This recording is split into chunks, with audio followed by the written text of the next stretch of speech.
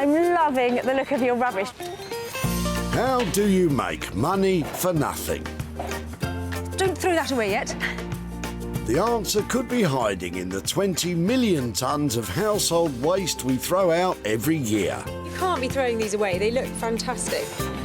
That's why entrepreneur Sarah Moore wants to get her hands on things before they hit the skip.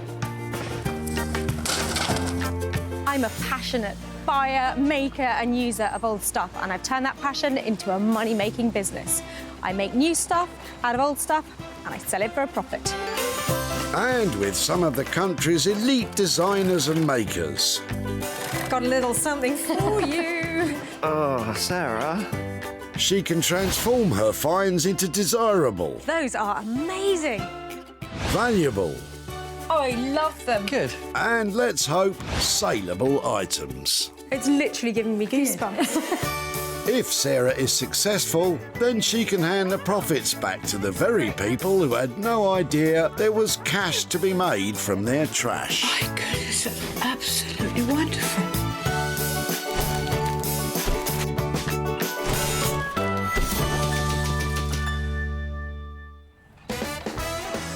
Welcome to the Whitley Recycling Centre, where the good people of Surrey come to discard their once cherished possessions and some right old rubbish.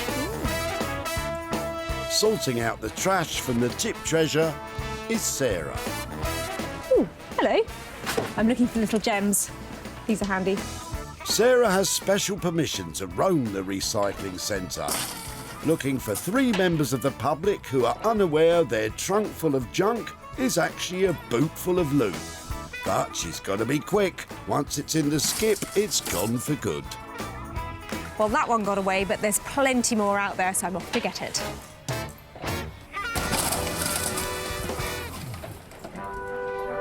Amongst the trash chuckers today is Jill, who, with the help of her grandson Josh, has been clearing out her home as she prepares to move house. Hello there. Hello. Wow. Isn't it beautiful?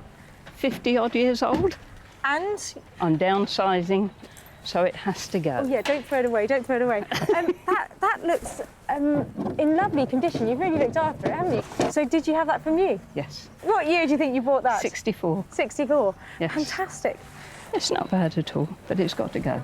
The dressing table had pride of place in Jill's bedroom for over 50 years. Sadly, Sarah was too late to save the mirror that sat on top, but there's still time for the dresser. Well, I love the handles. That and the legs make it really stylish, don't they? Can I have it? You can take it. You're more than welcome. Well, I might need a hand. Come on then, let's see what you're made of.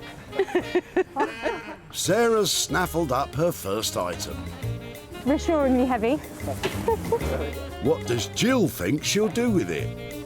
I really can't see it being changed much. Be interested to see what comes of it. It's over 50 years old, so it'd be nice if something is made of it. Jill's happy, and so is Sarah. She's chuffed with the retro styling of the dressing table. Cute little legs, sweet little handles, but big potential. I know exactly who to take it to. Let's meet the maker Sarah's got in mind. Rupert Blanchard has skills to pay the bills. He's a master of his craft with a flair for the unexpected. But his designs are no flights of fancy. They're functional and in high demand. I try to develop my own style, so my personality comes through in my work. I'm most proud of a piece when I've got a piece of furniture back in someone's home that they wouldn't even give space in their shed for. I want to make the unloved loved again. This dressing table is going to get some sweet loving from Rupert. Sarah's got 2 more items to find before the tip shuts up shop. Oh, is that time? Better get on. Peter is helping clear out his father-in-law's garage. Has he got any goodies in there? Hello there. Have you been breaking up your furniture? Oh, yes. What was it? That was a chair. OK. I'm looking for exciting things in people's rubbish. Yeah. And I'm looking in here and I'm thinking, They look quite cool. They do, don't they? I'm a bit of a vintage hoarder, and I think there's something so famous about a windbreak. It's so old-fashioned, isn't it? Yes. The old-fashioned fun of a trip to the seaside with a bucket and spade, picnic basket and a windbreaker to keep the sand from blowing onto the jam sandwiches. This one is missing its fabric windshield though. I would love to have a go at trying to use those bits, and I see you've got some other... What were they for? We don't know. Father-in-law used to go down and buy stuff and just put it inside his garage, and that was it. I love that quality. Yeah, he Yeah. just didn't bother to use it, just stack it up in there. So you've got the problem of clearing it all out. So I've got a problem now to clean everything out of the garage. And a bonus bundle there. Yeah. Would it be right to take that all back Certainly, away? yeah. Now, I really If don't you know use it. what I'm going to do with it, but I would love to have a go at doing something. Yeah. Right. Brilliant. Well, thank you for your help. Sarah seems pretty happy with her great big bundle of sticks. Any idea what she'll make with them, Peter? I ain't got a clue what she would do with them, quite honestly, you know. Me neither, mate. She can do something with them, make something out of all of it. That'd be super. Well, you might well ask, what am I going to do with this lot? And it's a good question, because I have no idea. She does, however, know a couple of young lads who are full of them. Josh Kennard teamed up with best mate Ollie Milne to start their own business as makers of handcrafted furniture and sculptures from natural and recycled materials. I think our style is pretty contemporary, but I think we really like natural raw materials, and we kind of combine those with clean, crisp design. I think the main thing that we really love doing is just starting on something new, just having the freedom to design something and then see it through to a finished product. Sarah's got not one, but 3 bundles of joy for Josh and Ollie. She's sorted out her artisans. Now Sarah has to find an item that she can transform. Just eyeing up your rubbish. Perhaps there's a little something in Catherine's trailer. Oh, I like the look of your rubbish. What are you up to? Well, I'm downsizing in houses, and I live on a farm, so there's lots of space, so I've got to get rid of it. I'm loving the look of it. Is that going in? This is this actually was the dress, or the remains of the dress that my grandmother was presented at court in. So do you know when that would be? Can you pluck a figure Well, out? my mother was born in 1910, so I would imagine it would be right at the end of the 19th century. I'm well and truly gobsmacked. This dress was worn in the presence of Queen Victoria. Yeah, the actual Queen Victoria. Blimey. Oops, better mind my P's and Q's. That's a sleeve. They're beautiful. Obviously, They're lovely. If it'd be all right to rescue that before it gets thrown away, can I come and find you and show you what's happened to it? Yes. If there's something to be done. Yes. Well, I think it's beautiful. I can't wait to get it home and spread it out and just see how it looks. So I will be back in touch, but that is lovely. Thank you so much. Okay. That's beautiful. Bye-bye. Let me know. Sarah's gone and got herself a little piece of history. Well, at that time, young ladies when they became about 18, they were presented at court, and then they had become of age, and then they went to grand balls to meet a future husband, possibly. These days, all you need to do is swipe right to meet a prospective Prince Charming. How times have changed. Well, it's a beautiful piece of lace. In fact, I think it might be a petticoat to the dress. It's got some lovely detailing on it, beautiful beadwork. Condition isn't great, but I couldn't let it slip into a skip, so I will make it into something that gives it a new lease of life because I think it's charming. It's been a right royal day out at the dump. Sarah has successfully found her 3 items. Rupert will work his makeover magic on the dressing table. Josh and Ollie will get to grips with the sticks, while Sarah will transform the lace dress. Well, I have had a fantastic time finding things, but now the hard work really begins. I've got to transform them from that pile of rubbish into little money makers.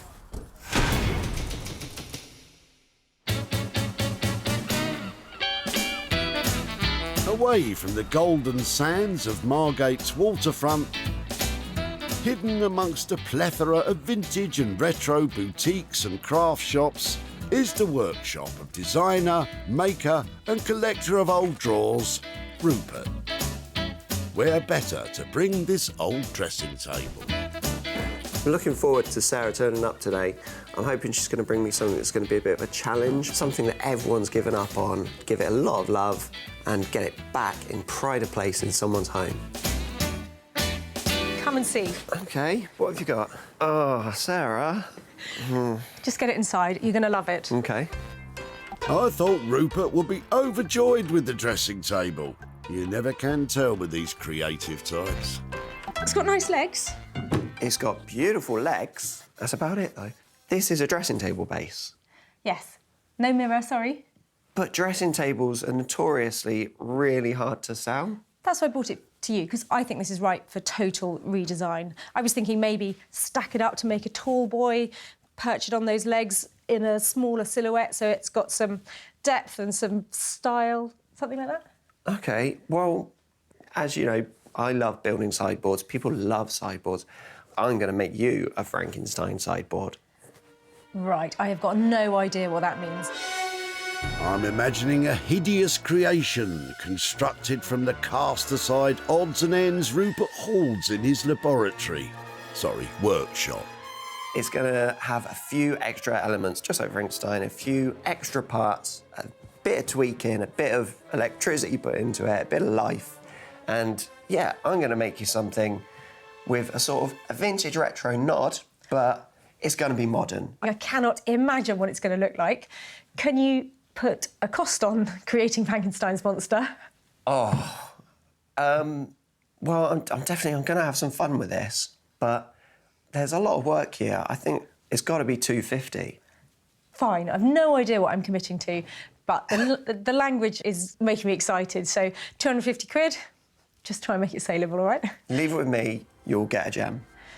Can't ask for more than that. See you soon. What have I done? I'm not sure even Rupert knows how this is going to end up. He's the mad scientist of sideboards.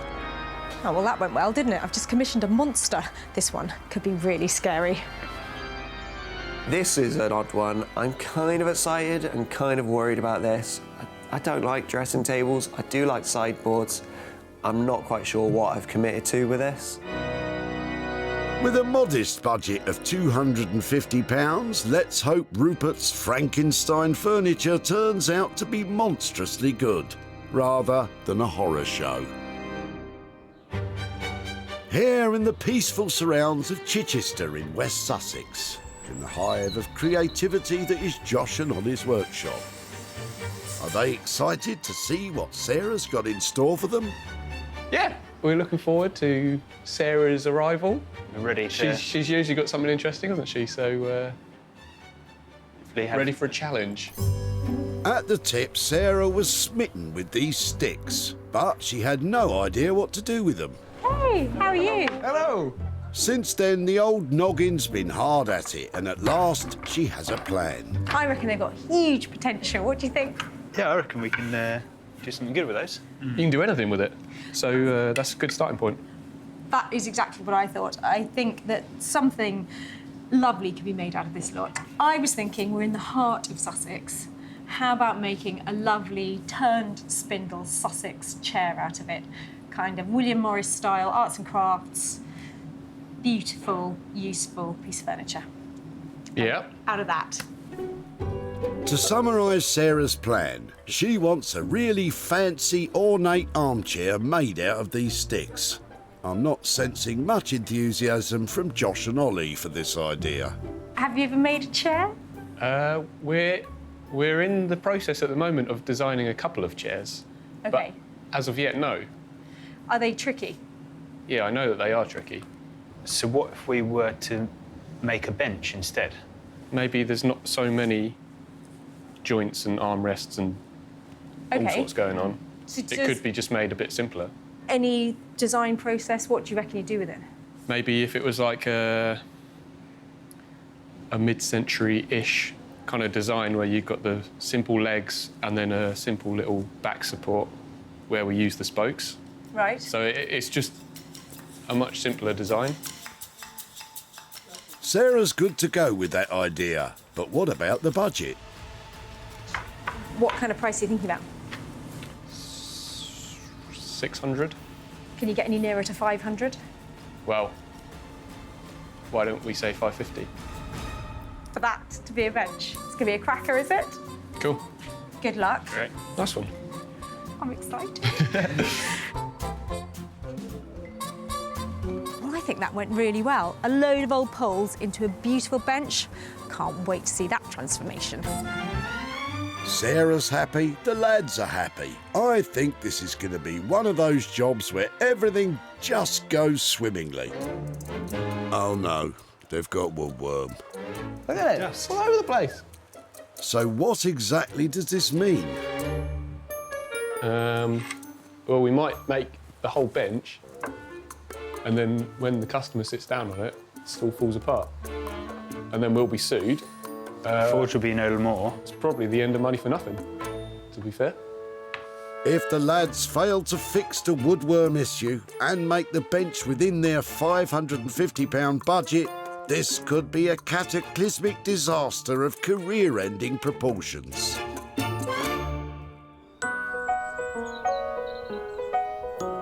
Sarah has dropped off the sticks and the dressing table.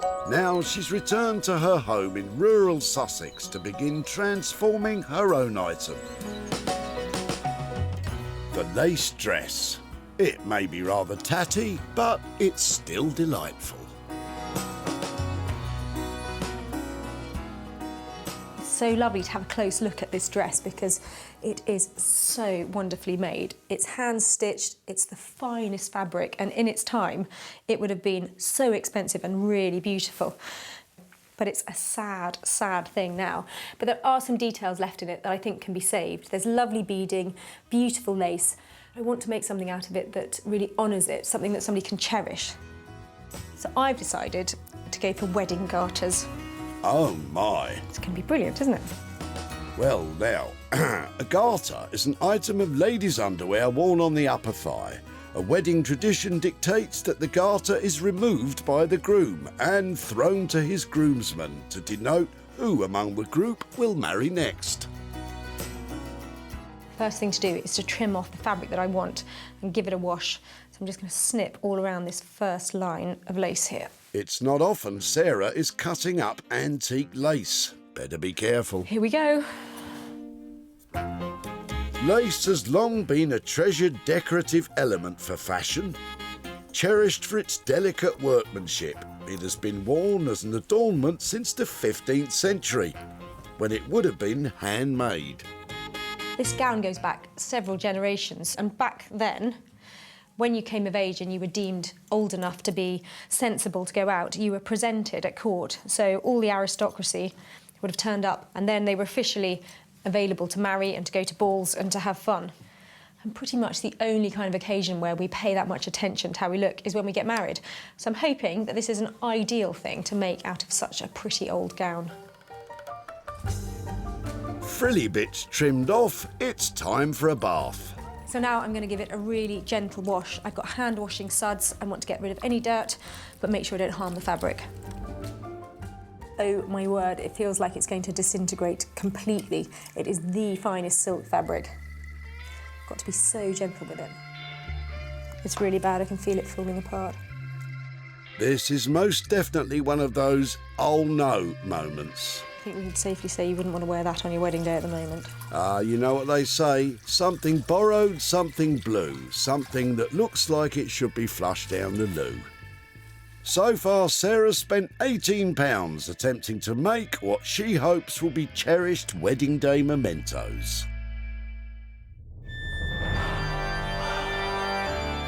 Hidden away in a shadowy corner of Margate is Rupert's workshop, where he plans to resurrect this dressing table as a modern monster mash-up style sideboard. promised Sarah a Frankenstein sideboard, and by that I mean it's going to be the accumulation of bits. So I'm going to bolt on a couple of new bits, just like Frankenstein's head, and new wheels, just like some spare body parts. Be warned, viewers, this could get gruesome. Rupert's devilish plan is not for the faint of heart. I'm going to start by stripping off all the fancy bits, the legs and the back strip, kind of unnecessary bits in my design. The idea is to drill, saw and hammer until there's nothing left of the dressing table but the bare bones of the carcass. I draw everything I do in a sketchbook, but until you've really got your hands on it, you don't know if it's the right scale, if it's the right decision. And I'm glad I've got this piece on the floor now, it's stripped down, and I'm actually going to sort of draw around it and try and work out the proportions of this piece. I'm going to add a sort of block onto the end of this. And then a bigger piece on the other end, a big cupboard, a bookcase, a storage piece. Something much bigger, I think. Not only will the dressing table be given side extensions, Rupert will also add a set of wheels. I managed to salvage some old wheelie bin wheels, which I think are going to be perfect for this. This is going to be, yeah, this will be great.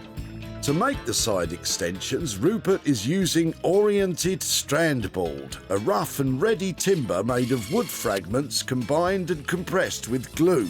It's cheap and cheerful, but strong and sturdy.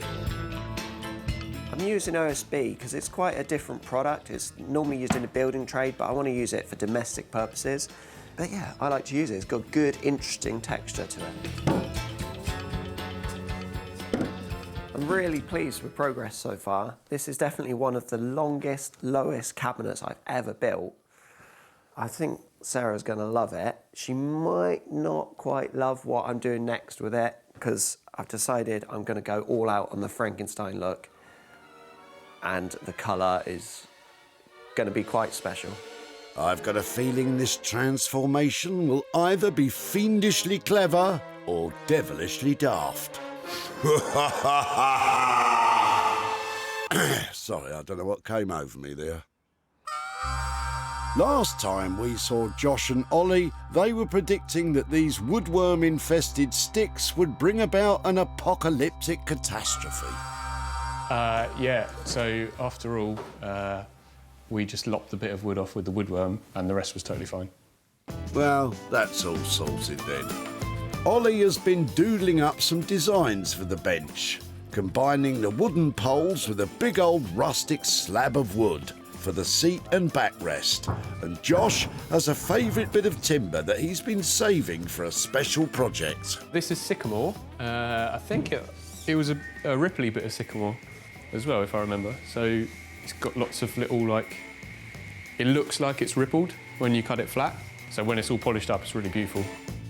Highlighting the characteristics of natural materials like the ripply wood is one of the reasons that Josh and Ollie's work is so captivating. Josh is using the machine room table saw to cut the sycamore to the correct size for the cosy two-seater. You can see the ripples just there in the wood. You get it in the right light. Oh yeah, I like that. I think it's like stresses in the wood, kind of like buckles the fibres. So then when you cut it flat, it's all kind of like ripply. It's like a wood-coloured zebra. The table saw isn't the only cool bit of kit in the machine room. This is the thicknesser. Josh will use it to cut the wood precisely to the exact height he specifies. Because it's ripply, if you put it through the machine too fast, then it will sometimes rip the grain. But if you do it slow enough, then it should cut it quite nicely. Josh needs to get this spot on, or this lovely slice of sycamore is wasted, and we do not like waste. That for a bit of wood. It's looking lovely. Have a look at this, Milne. Nice. Beauty. There's ripples. Yeah, lovely. There's no doubt about it. Josh's Ripley wood is a big hit. I think we can start planning out the spindles now. While Josh was cutting the seat to size, Ollie was cutting the wooden poles to connect the seat to the backrest. But these best buddies can't agree on the number. 10's good. 10 is good. Like, even is what you want. What's wrong with an odd number? Sometimes you want odd, sometimes you want even, I think. Who's to say? OK, well, I like it. I like it with this. Well, I might like it with 11. OK, that's fine. Let's have a look with 11. Or you could cut the tension with a hammer and chisel. I want 10 spokes. But with an odd number, you get a spoke bang in the middle then. An even number for the spokes feels right. These wooden poles were almost the end of money for nothing. Now they could rip apart this creative duo and their beautiful friendship. To find out which looks right, the boys are having a little test. First up is Ollie's 10. Do you know what I'm going to say? What are you going to say? It's too many. Now, I didn't see that coming. Let alone 11. Yeah. At least the boys are back in agreement. While our artisans tackle their design dilemmas, Sarah is applying the finishing touches to her garters. I'm just trying to make them look their best. Little press. They're certainly pretty. This lacy garment was once worn to meet Queen Victoria, but was destined for the dump before Sarah saved it. Sarah's made 10 frilly and fabulous wedding garters. She trimmed the reusable lace and beads from the dress and combined them with blue silk ribbon. She added hand-sewn floral motifs stitched with a technique called love knots. Oh, isn't that sweet? Sarah wanted her transformation to honour the history of the dress and be cherished as it once was. With these garters, I think she's done just that. Well, that's 10 garters made and I have loved making them. I'm really pleased. They're all different, but I'm hoping if I take some good pictures of them, I might be able to get a shop who's interested in buying all of them. So let's go and see if I can get them sold. Sarah really can turn up some surprises at the recycling centre. Just like this trailer full of trash brought by Catherine. This is the remains of the dress that my grandmother was presented at court in. There was no way material girl Sarah was going to let that hit the skip.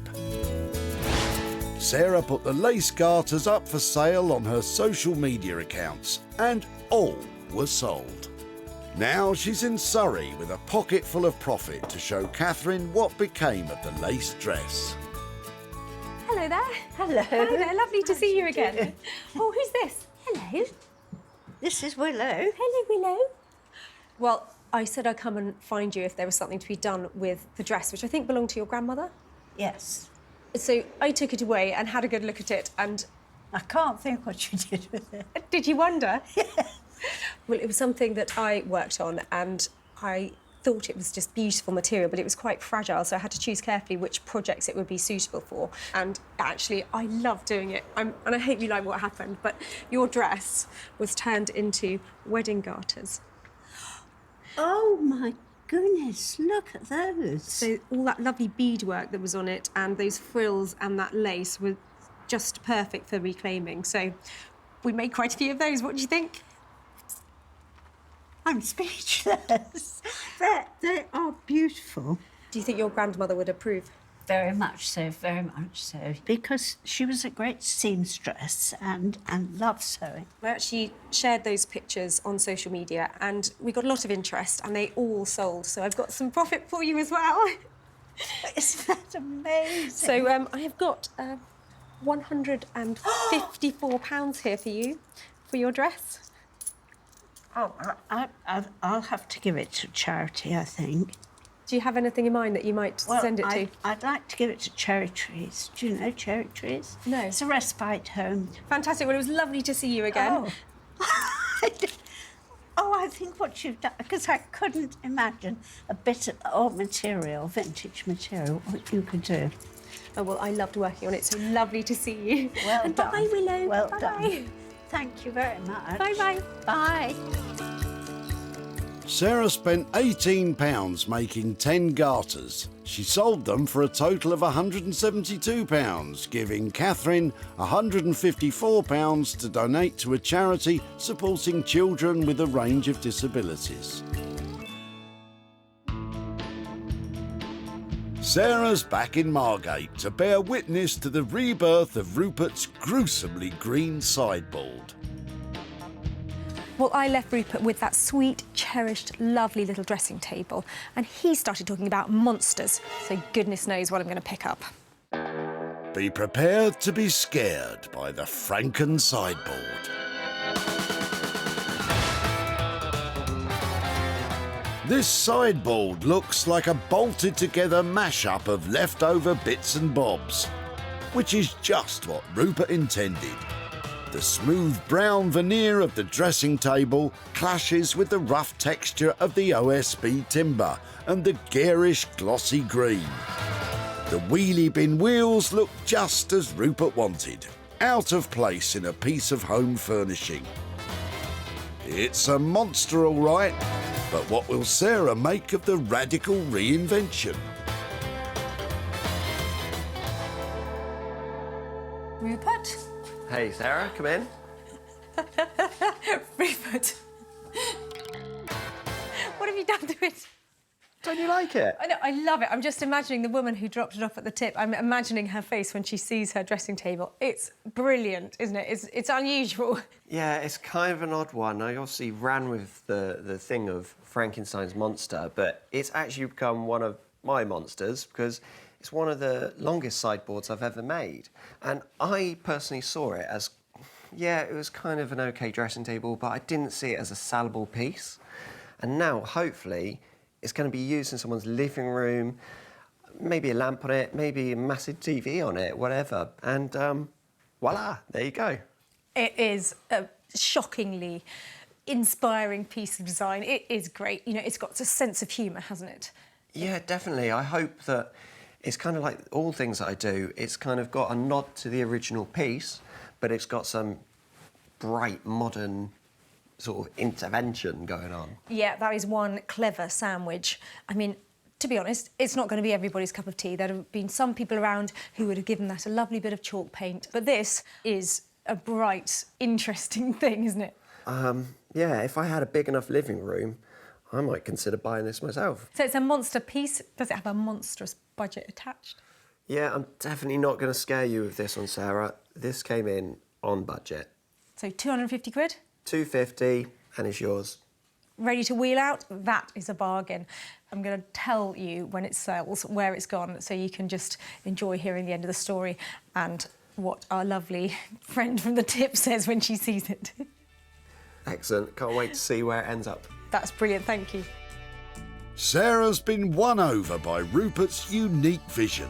That was a bit odd. I couldn't tell when Sarah came in if she liked that or not, but yeah, she does like it. I love it. I just hope she can find a suitable new home for this now. It certainly looks very different from when Sarah picked it up at the dump. It was being chucked by Jill and her grandson Josh. Wow, that's fantastic. That looks in lovely condition. It had been Jill's dressing table for over 50 years, and while she was happy Sarah saved it, she had no idea what she was going to do with it. I really can't see it being changed much. Be interested to see what comes of it. The dressing table felt the full force of Rupert's one-of-a-kind restyling. And it was sold to Adorable Tots, a shop for all things kid-related in Rochdale. Director Conrad is pleased with his unique purchase. I guess what really attracted me to it was just the green. We have several items, especially a series of car seats that we're doing, and not too dissimilar green. So I just thought it would work really, really well in the showroom. When Jill first met Sarah, she was downsizing. Now Sarah's at Jill's new home in Hampshire to show her what became of her dressing table. Hello, Sarah. How nice to see you again. Hello. Hello, Josh. How are you doing? Good, thank you. So, new home, all settled? Yes, I absolutely love it here. I've been here a few months now, and it's much smaller than my other place, and I really love it, and I've settled in with everybody. Oh, that's such good news. Yes. So I ended up with the dressing table because it wasn't going to be fitting in here. Did you have any thoughts about how it would be updated? No, I couldn't see any way of doing anything with it, but knowing the guys that work with you, it would never surprise me what's happened to it. Well, this might be more up your street, Josh, than yours, Jill. It went to Margate to lovely Rupert Blanchard, who is a fantastic upcycler, and just to give you a hint about what it might look like, he christened it Frankenstein. Are you ready? Okay, I think so. It now looks like this.